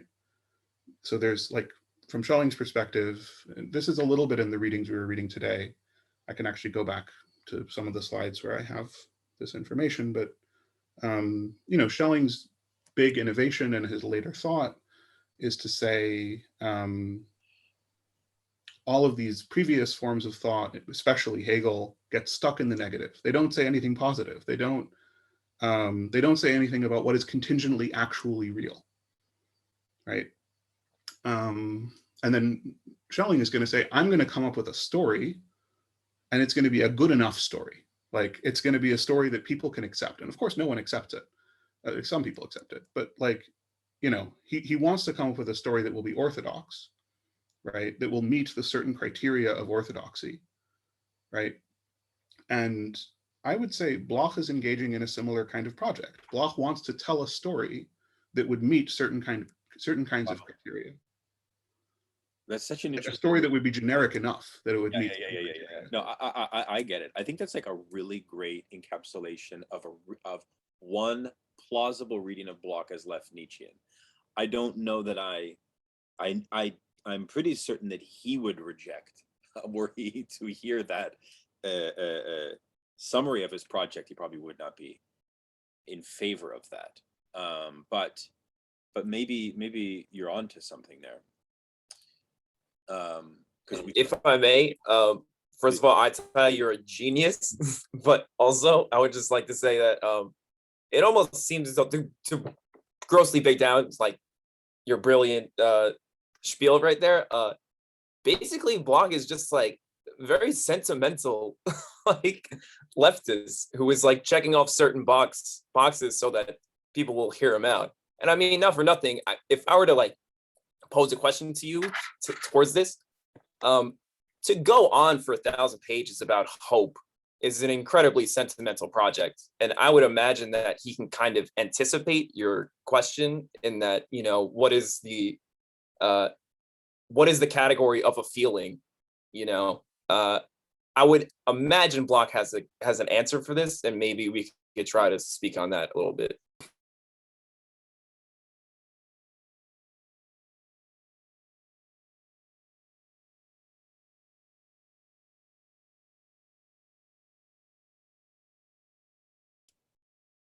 Yeah, well, it looks like he froze again.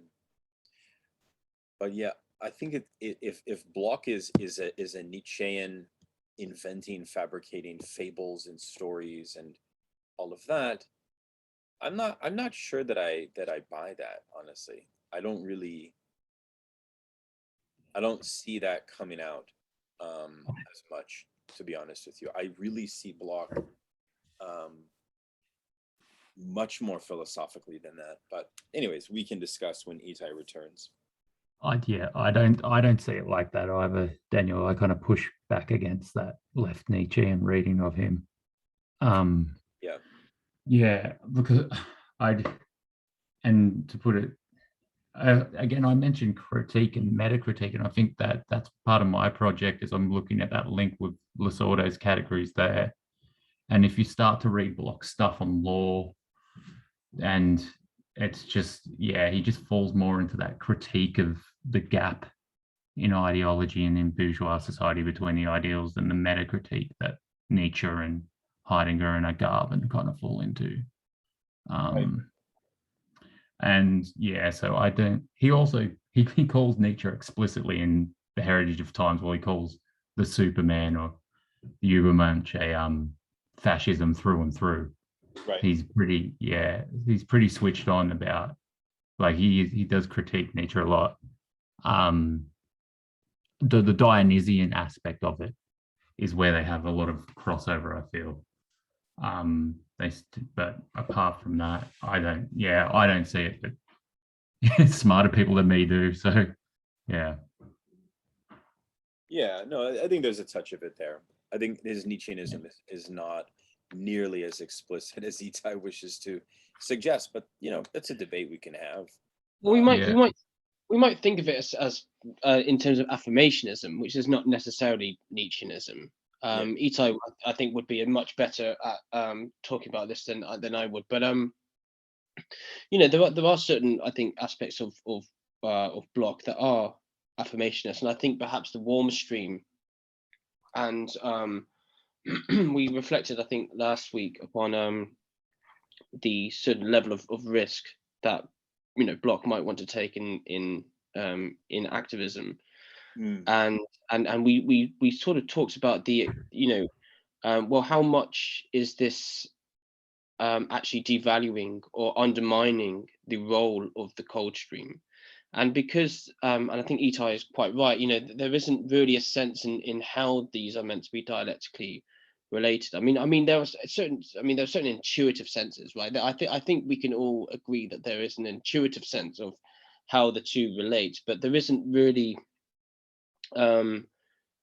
anything that really quite clearly qualifies what the relationship really should be. And I would argue that there are plenty of times where we might say, okay, we can take a certain risk, but at the same time we well, it's just difficult to say, to what extent is that the suspension or of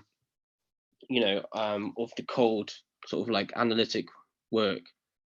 I guess this is just always always going to be a problem, isn't it?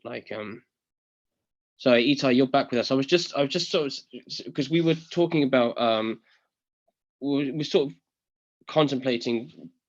So I realize that's a problematic word in this context, but we were talking about Bloch as a Nietzschean and this idea that you were sort of suggesting as certain Nietzschean aspects of Bloch, and I was sort of suggesting that it might be more helpful to think of Bloch in terms of an affirmationist, and that perhaps you might be better to sort of talk about Bloch as an affirmationist against a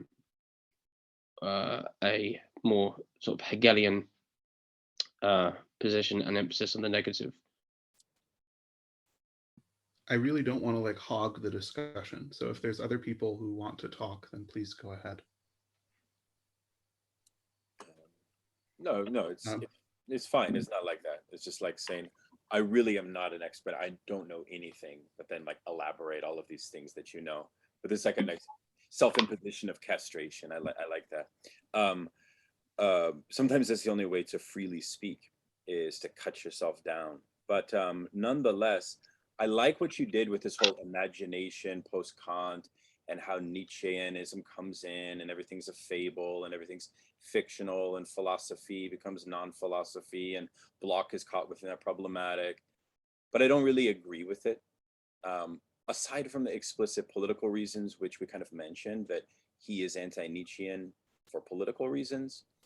And aside from the fact that he also is, in my opinion, not really a kind of narrativist.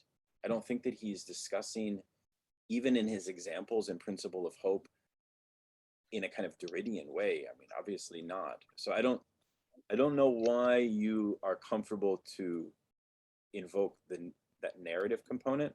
And I'm not convinced, I don't mean to be too harsh or anything. I'm just saying I really like your formulation, but maybe I just feel some resistance to it, precisely because it's like, I just don't see him off on that kind of, okay, the imagination may be significant to him, but how does that make him a Nietzschean? So this is a pretty straightforward point. I think we're used to thinking about left Nietzscheanism in the 20th century as a French phenomenon. And we have kind of the resources, French and Italian, actually, I should say, right? Lacerdo gives us resources for thinking about Italian, like Vattimo, people like that. What we're not so used to thinking about, I would suggest, is German left Nietzscheanism, right? And here, actually, Adorno is a really good example, right? Adorno very explicitly cites Nietzsche very favorably a lot throughout his work. And if you read Gillian Rose's PhD, which is one of her best books, it's called The Melancholy Science. She makes a really persuasive case that actually, like, Adorno ultimately can't be understood unless you understand that he's like playing Nietzsche off against Marx. And I think you can make a similar kind of point here, that like Bloch is not a left Nietzschean in the way that Derrida is, or in the way that Deleuze is, or in the way that Vattimo is. But nonetheless, right, like, so he'll oppose a certain kind of Nietzscheanism, but nonetheless, he takes on board, especially at the level of method, Nietzscheanism, right? So there's a kind of split, I would say, between form and content, right? In content, he'll very often come out against Nietzsche, but in form, I would say he's completely assimilated Nietzsche's insights, right?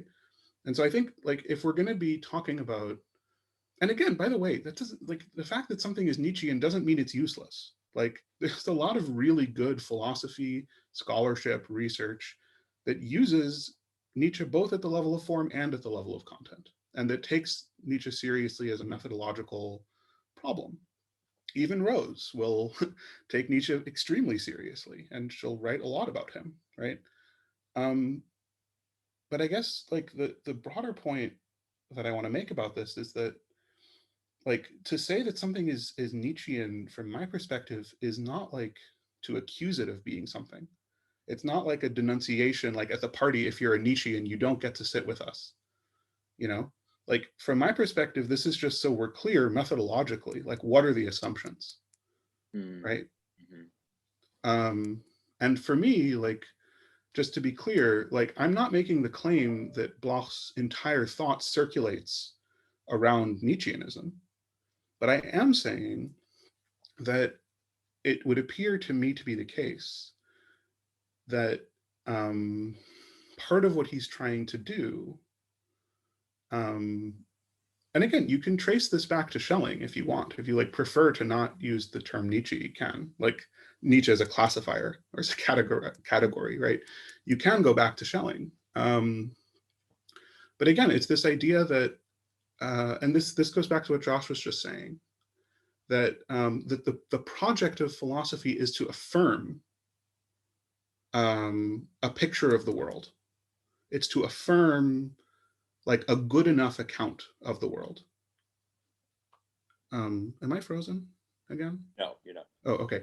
Yeah. And, you know, like, we could go more into like how Noyes uses this term and how Noyes is kind of turning this against a lot of contemporary theorists. But the basic point is, like, when you're philosophizing, how do you relate to negation and affirmation, right? And if you're Hegel, then you're not just negating things, you're also affirming, but you're affirming in a very different way, right? You're not really affirming picture thoughts in the same kind of way. You're affirming like speculative propositions, but that's not what Bloch is doing. But where is this affirmation? I mean, I see affirmationism, but I don't see it in a notion of picturing or in this sort of, I mean, the motif of the image is definitely a motif that he is deeply concerned with in Principle of Hope, but the categories of thought which he is opening are explicitly opposed to all of Nietzsche's most important concepts. And to say that Nietzsche's critique of kind of Plato, Socrates, and that kind of orientation, even of Hegel as well, is so profound that it kind of splits philosophy in two, and people kind of have to take on the form of that argument. I'm not convinced of it. That's not the part of the form that I'm claiming he's taking on. Sorry to talk over you, Daniel, but I'm not actually suggesting that like Bloch is an anti-philosopher. So I'm not this like I am dynamite shit. Like, no, I don't think that's what Bloch is taking on board, right? I think what Bloch is taking on board is a methodological shift in how we do philosophy. And that shift is something that Gillian Rose really nicely analyzes in her essay, Nietzsche's Judaica, which I recommend to everyone. It's a very good essay. And the point that she makes there is that she also makes this point in Dialectic of Nihilism in a slightly different way, that what Nietzsche does is he calls into question our own conscience when we're thinking. And the claim that she makes, and I think she's probably right about this, is that before Nietzsche, we were not aware of the problem of style in the same way, of the way that style actually is conceptual, right? So the kind of style that I choose is not just a contingent choice, it actually reflects something deep within my thought. And she says, and again, I'm willing to grant this to her, she says that like this awareness of style, this consciousness of style is a Nietzschean innovation in philosophy.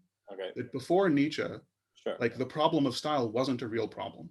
Mm-hmm. And I think Bloch, insofar as he is very self-consciously a stylist of prose, right? And insofar as the style is part of his argument, and like the argument wouldn't work with a different style, right? To put it bluntly, like if Bloch was a boring stylist, the argument wouldn't work, right? And I think that's the point I'm making. Like, it's a philosophy that, like with Hegel, it's super boring. It's super boring. The style isn't interesting. No one likes Hegel's style, right? But it doesn't need to be interesting for the argument to work, right? That's kind of the point I'm making. Yeah. Okay. Mm-hmm. Yeah, I see that. I'm still not confused, and of course, the notion that Nietzscheanism as a method is kind of to be rejected outright for ethical, political reasons. I'm not on board with that either. I think there are innovations that Nietzsche has to offer there, but first you started with the notion that actually the Nietzschean is kind of almost epistemological, because you were emphasizing the importance of the way that it's about a fiction and in the affirmation of the fiction. Then you switch to style. So it's kind of both in a certain sense. But again, I don't really see how Nietzscheanism is so seismic or so profound or so central to Bloch's method in that way, because I'm not seeing it. I see him way more. Okay, if that's so, you're saying that the Nietzschean argument that philosophy needs to kind of take on this perspectival mode of relation to its own production, and that Bloch in some ways has to fall in line with that kind of orientation, whether he's conscious of it or not, kind of. I mean, I would.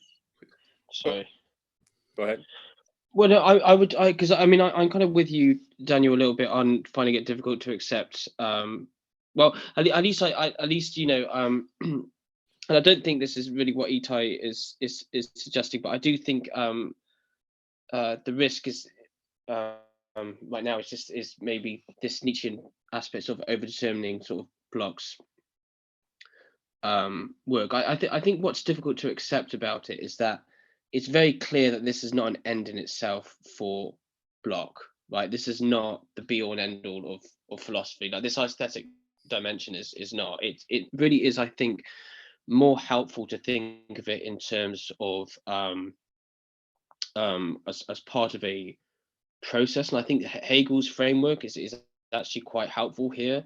We talked in the first session about the role of the Gegenstand, which is something that is meant to be developed towards the form of the object. And I think you can see Bloch's, and the Gegenstand is a phenomenological category in a way. And I think that you can see Bloch's Principle of Hope as, yeah, it is, I think, a phenomenology.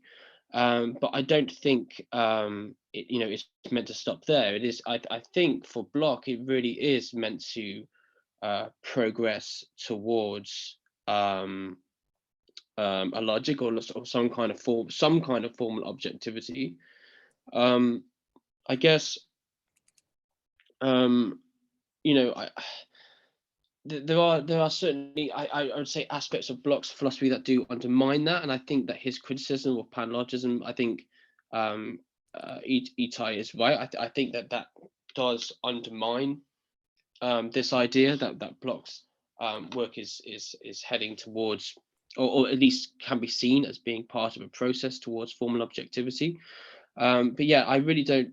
I think the issue is that this is not meant to be an end in itself. When Bloch is talking about overcoming alienation, I think part of this is an epistemic overcoming, and it is just quite hugely unfortunate that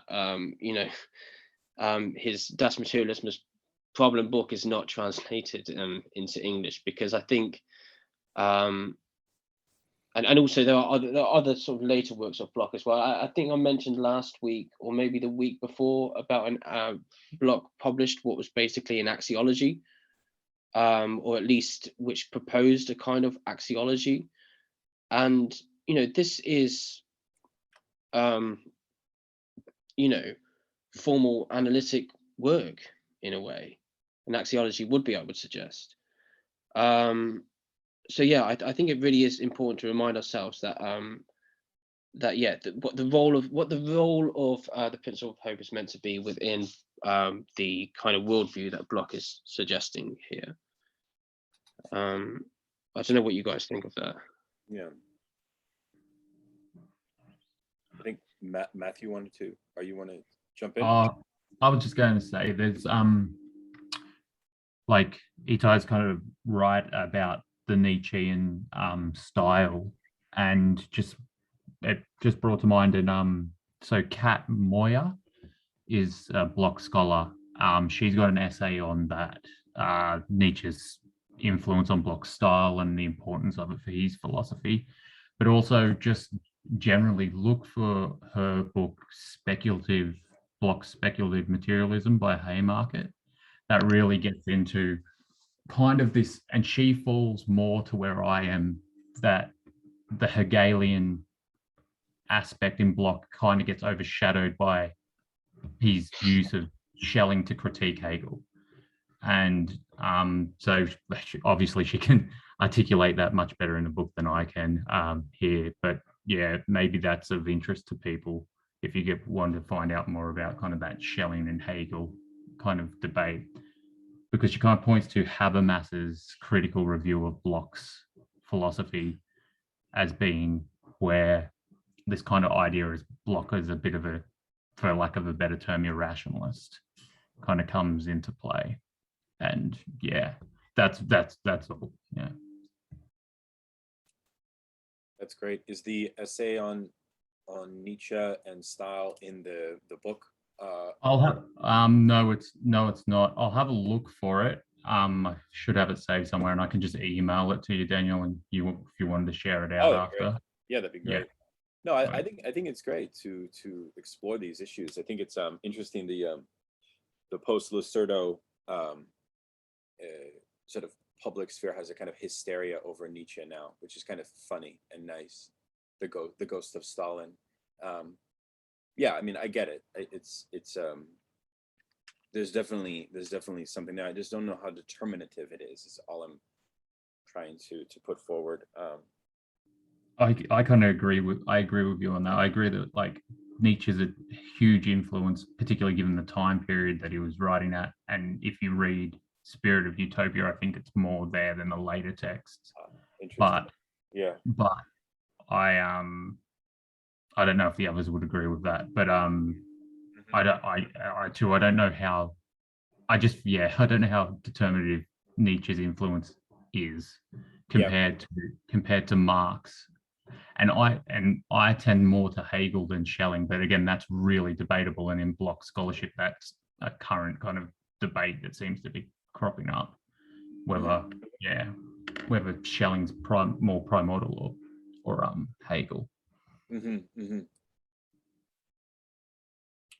Cool.